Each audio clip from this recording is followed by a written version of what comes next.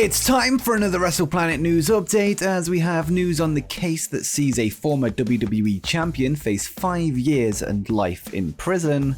Is Team Xtreme set to reunite in All Elite Wrestling? And more surprises are coming to AEW. And if you haven't already, make sure you subscribe to the channel and click that notification bell so you don't miss any future videos. Tonight, Ring of Honor will hold their last pay-per-view before their upcoming hiatus, ROH Final Battle End of an Era, with their entire roster set to leave the company. On top of their ongoing financial challenges, ROH have been dealt yet another blow, as their world champion Bandido has had to pull out of the main event of the show, leaving the promotion without a main event. Despite this setback, it has been announced that a former ROH world champion has stepped into Bandido's place, with Jay Lethal set to wrestle number one contender Jonathan Gresham. It's currently unknown if this will be for the title, with a possible announcement set to take place. This follows Lethal's recent departure from Ring of Honor to join All Elite Wrestling, with this expected to be his last appearance for the company, at least for the foreseeable future. With that said, AEW President Tony Khan revealed on Busted Open Radio yesterday that he plans to help Ring of Honor out with Final Battle End of an Era, with the loan of Jay Lethal said to be just the first gesture. According to Fightful, further reinforcements will be sent from AEW, with many expecting more former Ring of Honor and current All Elite Wrestling talent to appear. AEW isn't short of former Ring of Honor stars, with Adam Cole, CM Punk, Bryan Danielson and Cody Rhodes, all former world champions in the company, whilst not forgetting Hangman Page and the Young Bucks, as well as many more who have wrestled for ROH in the past. It will be interesting to see who AEW send to Final Battle tonight, with Impact Wrestling also said to be sending at least one significant talent from their roster. If you want to find out who shows up, you can do so by using the link in the description below to subscribe to Honor Club through Fight, which is a way of not only supporting Ring of Honor, but also WrestlePlanet. Last night on AEW Rampage, the much anticipated debut of Hook would take place, as he made quick work of Fuego del Sol in impressive fashion. He would showcase a plethora of grappling and submission offense, as Team Taz finally sent Hook, after months of fans calling for him to step into the ring. In an update from Fightful, they have provided some backstage details on the debut, including how his development has gone and the general excitement surrounding his match. According to the report, originally it didn't appear that Hook would get into wrestling, despite knowing plenty about it and respecting the business. With that said, it became evident during his first training sessions that he was gonna pick it up quickly. Hook is said to have been training with Creator Pro Wrestling in his hometown of Long Island, New York, a school ran by Brian Myers, the former Kurt Hawkins in WWE. He is said to have been training non-stop, receiving additional training with QT Marshall and fellow Creator Pro graduate MJF. Many of the AEW roster are said to be ecstatic with how the debut went and have been hyping him up for weeks. As a side note, Hook's debut match was taped this Wednesday after a live episode of AEW Dynamite, which took place on the 8th of December, 30 years to the day of the release of the popular Robin Williams film Hook. Is that a coincidence? I think not.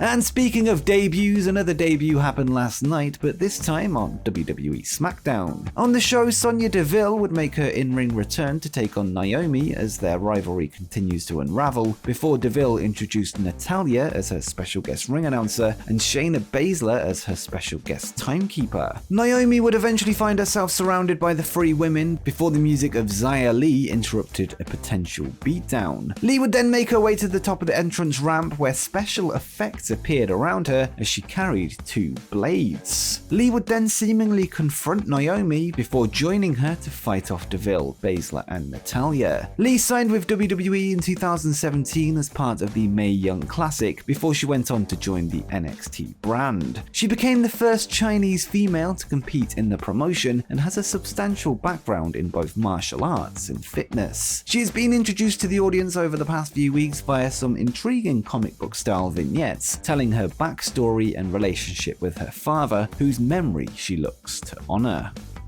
In 3 weeks' time at the WWE Day 1 event, Universal Champion Roman Reigns will battle Brock Lesnar with the title on the line, which is set to be the next of a series of matches between the two men. The last time they met was this past October at Crown Jewel, where Reigns retained his title over Lesnar with help from Paul Heyman and SmackDown Tag Team Champions, the Usos. The feud continued last night on SmackDown, where Brock would befriend Sami Zayn after beating him up last week, only for Paul Heyman to interrupt him, eventually riling the Beast up to attack Zayn once again. Roman Reigns was not present at the show and will return to the brand next week at the Allstate Arena in Chicago. According to the Wrestling Observer newsletter, their match at Day 1 is set to see a big finish designed to get fans excited for a rematch, which will likely take place at WrestleMania 38 in April. There has been some speculation that this rematch will be set up by Brock Lesnar winning the 30-man Royal Rumble match in January, although this has not been confirmed. WWE Day 1 will take place on Saturday, January the 1st from the State Farm Arena in Atlanta, as the promotion returns to the home of World Championship Wrestling, a hotbed for the sport for a number of decades. Next up, we go to a more serious story regarding former WWE superstar Alberto Del Rio, who more recently has gone under the name of Alberto El Patron. Over the past year or so, Alberto has been in a legal battle facing charges of aggravated kidnapping and 4 sexual assault charges following allegations made against him. The accusations involved Alberto tying a woman's hand up with boxing straps, putting a sock in her mouth before having his way with her for several hours, with further details not being discussed in this video. An update has emerged regarding the case today, with it being revealed that charges were dismissed this past Friday after a witness failed to appear in court, as specified by the Bexar County, Texas court records. Essentially, without said witness, assumably the victim, it's impossible for the case to continue. Court records show that the actual trial was set to be on Monday 13th of December, with this past Friday simply being pre-trial proceedings. This case is now considered closed, with no court costs or fines associated with it. There's no known reason as to why the witness didn't attend, although we do know that El Patron is now considered a free man, who was facing up to 5 years and life in prison if convicted. During last night's episode of WWE SmackDown, an AEW wrestler would catch some attention on social media after he hinted at a reunion of an extremely popular trio. Following the recent WWE release of his brother Jeff Hardy, Matt Hardy would take to Twitter to tease the return of Team Xtreme, and he said, "I feel extremely good about the future." And take note of the spelling of extremely, which echoes the way Team Xtreme would be stylized during their run in the early 2000s. For those unaware, Team Xtreme was a WWE stable that included Matt Hardy, Jeff Hardy, and Matt's then girlfriend Lita. As of this recording, both Lita and Jeff are free agents, although Matt does have a fractured past with the WWF Women's Champion, with them previously having been in a relationship that didn't end so well. With many expecting Jeff to sign for AEW in March when his non-compete clause expires, it will be interesting to see if Lita will be joining him to set up this reunion, but I guess only time will tell. I do think that it's more likely that this won't happen, although the addition of Lita to AEW's women's division would be one hell of a signing and would add a lot of star power. This would allow her to properly pass the torch to a new era of women's wrestling.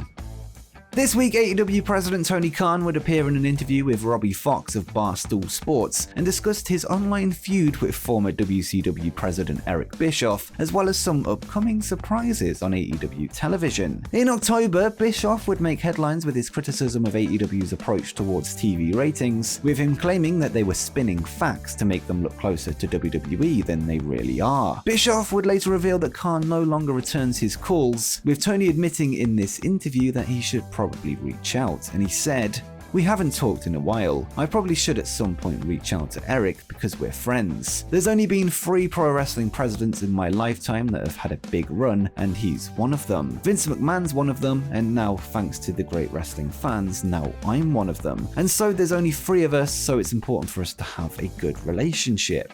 On top of addressing the alleged beef with Eric Bischoff, Tony Khan would also reveal that more surprises will be coming to AEW in the future, following a number of huge debuts this year, and he would add, "There's more to come, surprises to come. I plan to be still active in signing great wrestlers, and I think it's a great time to be a fan." Whilst it's unknown what these surprises will be, fans are hoping that some bigger stars will step through the forbidden door, such as Kazuchika Okada, whilst a number of huge free agents remain on the market, including Bray Wyatt and Jeff Hardy. But what surprises would you like to see come to AEW in the new year? Let me know in the comments down below. And before you go, make sure you check out my video where I discuss the secret wrestling returns of CM Punk before he showed up in AEW.